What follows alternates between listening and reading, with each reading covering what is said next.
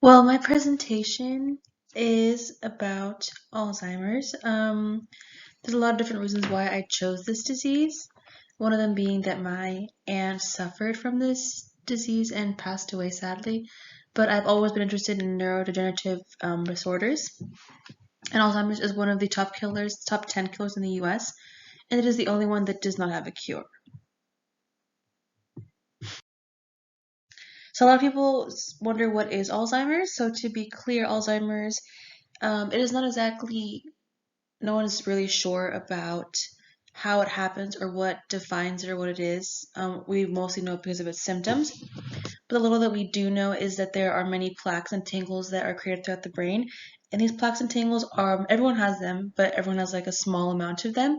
They do grow as you get older, but not to a large amount.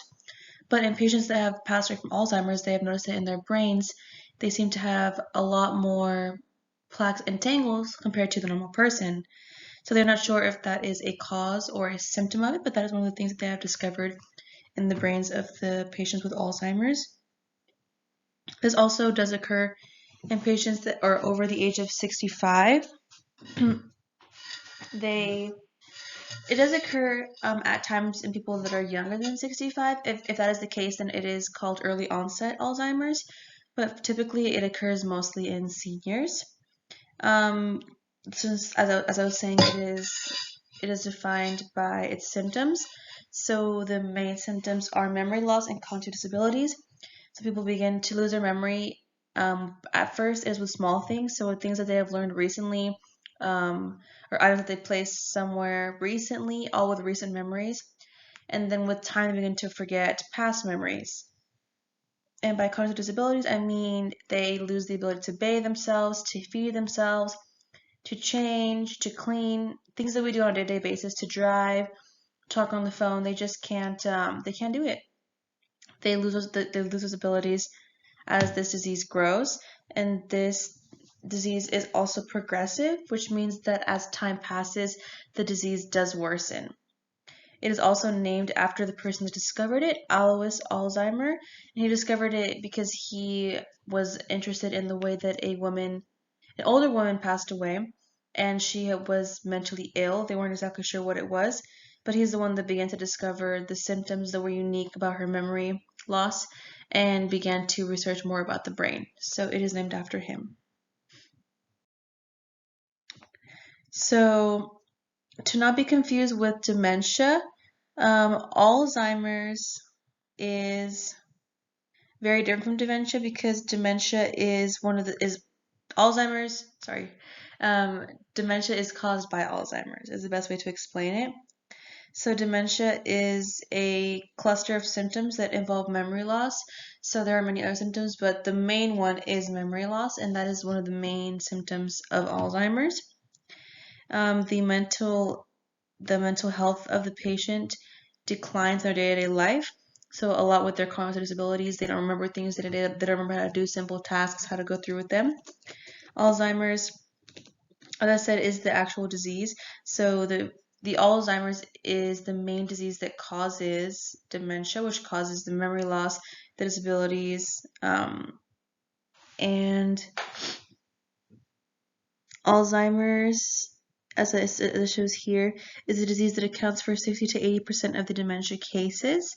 So some people may have dementia and not have Alzheimer's, or some people at the beginning of their Alzheimer's journey, they are diagnosed with having dementia because it is a lighter form, and it doesn't involve everything that Alzheimer's involves. But after a while, a lot of dementia cases do evolve into Alzheimer's.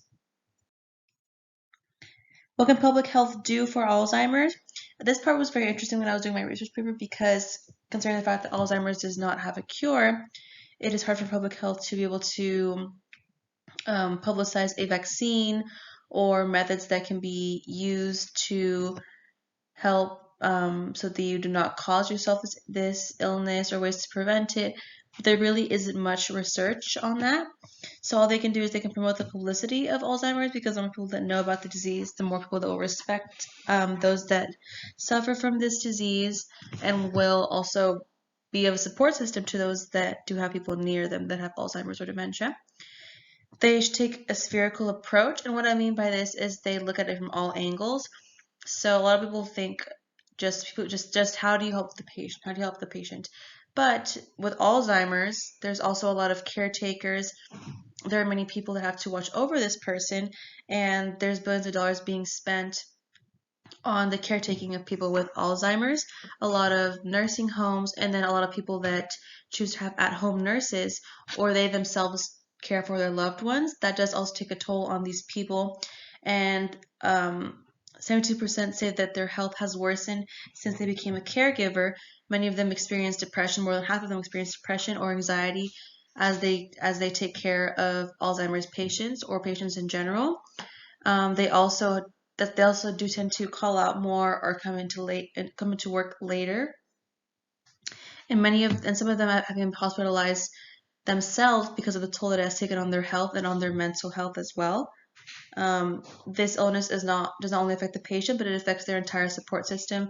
So their family, their children, obviously one person has their parents, has children, has a family, and the medical staff that also is supporting them, that takes a toll on them as well. So public health works a lot on publicizing that area as well of the illness, not simply the illness as just the illness, but as a spherical approach, seeing it from all different angles. And extended healthcare is very expensive. There are many expenses that come into it. As you know, especially in the US, our healthcare system is different from that of other countries. So we do charge people separately for every item that is used for the patient, for every person's time. So depending on how much care this person needs, how much surgeries they need, how many materials they will take up, that obviously does increase the cost of their care. Is there a cure? Sadly, there is no cure available at the moment. There are certain research articles that claim that you can do certain things such as brain puzzles or mental games to train your brain in a way that it may possibly not develop Alzheimer's or dementia, but that does not work for all patients or for all people. Some people that have done this, their Alzheimer's or dementia does progress at a slower rate, but that is not seen with all patients. It is only seen with certain patients. There is no true understanding as to why this occurs.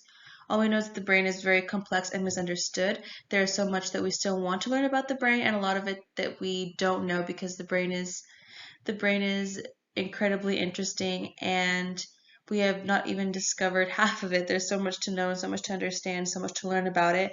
So once we learn more about the brain, we'll be able to understand what is the true cause of Alzheimer's, if there is a way to prevent it, how we can prevent it, and if we could ever find a cure.